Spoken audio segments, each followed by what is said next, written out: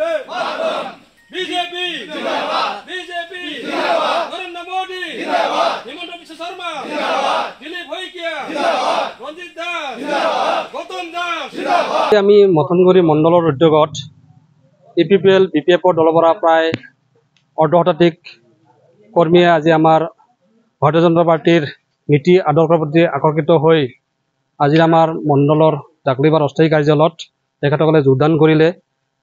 ইপিপিএলৰ পৰা প্ৰায় 25 জন আৰু বিপিএফৰ পৰা প্ৰায় 30 জনৰ অধিক আমাৰ এই দলত যোগদান কৰিলে। এনেকৈ আমি প্ৰায় এবছৰৰ পৰাই এক মাহ মূৰে মূৰে এসপ্তাহ মূৰে মূৰে বিভিন্ন দল সংগঠনৰ পৰা আমাৰ দলত যোগদান কৰি আহিছে। তো ইতিমধ্যে আমাৰ প্ৰায় 4000ৰ ওপৰত এই এক বছৰৰ ভিতৰত জইনিং হ'ল। তো আমাৰ দলটো শক্তিশালী ৰূপে আমাৰ মথনগুৰিত আজি আমাৰ ইয়াত EM ডাঙৰীয়াৰ নেতৃত্বত লগতে আমাৰ মণ্ডলৰ কিছু কাৰ্যকৰ্তাৰ নেতৃত্বত আজি বিপিএফ আৰু ইপিপিএলৰ দলৰ পৰা অৰ্ধশতাধিক কৰ্মীয়ে আমাৰ দলত যোগদান কৰিলে। স্বেচ্ছাই ভাৰতীয় জনতা পাৰ্টিৰ দলত যোগদান কৰিলোঁ।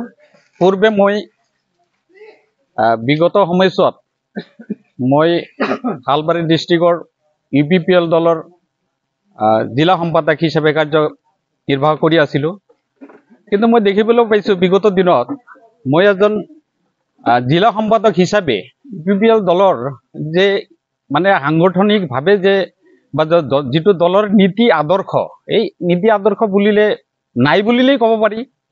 কাৰণ আমি দীৰ্ঘ 5 বছৰ ইপিপিএল দলৰ হৈ সক্ৰিয়ভাৱে কাম কৰাৰ পিছত আমি যে ৰাইজৰ সেৱা কৰাৰ কাৰণে যে কিবা এটা সুযোগ আমাক দিয়া নহ'ল, যাৰ কাৰণে মই আজি খুব অনুতাপৰ বিষয়ে মানে অনুতাপ ভোগ কৰি পেলাই আজি ভাৰতীয় জনতা পাৰ্টিত যোগদান কৰিছোঁ। লগতে আমাৰ সহবৃন্দসকলো আজি ভাৰতীয় জনতা পাৰ্টিত যোগদান কৰিছোঁ। আৰু আমি আশা ৰাখিছোঁ আগন্তুক যিটো BTC ইলেকশ্যনত আমি মথনগুৰি সমষ্টিত আমাৰ ভাৰতীয় জনতা পাৰ্টিৰ দলৰ যিজন প্ৰাৰ্থী সেই প্ৰাৰ্থীক আমি বিপুল ভোটত জয়যুক্ত কৰি আমি পঠাম। আজি আমাৰ সন্মানীয় মথনগুৰি সমষ্টিৰ MCLA বা EM তেখেতৰ সন্মুখতে আমি এই যোগদান কাৰ্যসূচীত আমি যোগদান কৰিলোঁ। আৰু দলৰ যিটো বিজেপি দলৰ যিটো নীতি আদৰ্শ আমি আগৰ পৰা চাই আছোঁ। সঁচাকৈয়ে ভুল এটা কৰিছিলোঁ যে আগৰ পৰা বিজেপি কৰা হ'লে দলৰ যিটো নীতি আদৰ্শ হয়তো অলপ বেছি অৱগত হ'ব পাৰিলোঁ হয়। এতিয়া আশা কৰিছোঁ আগন্তুক দিনত এই দলৰ নীতি আদৰ্শ লৈ সক্ৰিয়ভাৱে কাম কৰি যাম।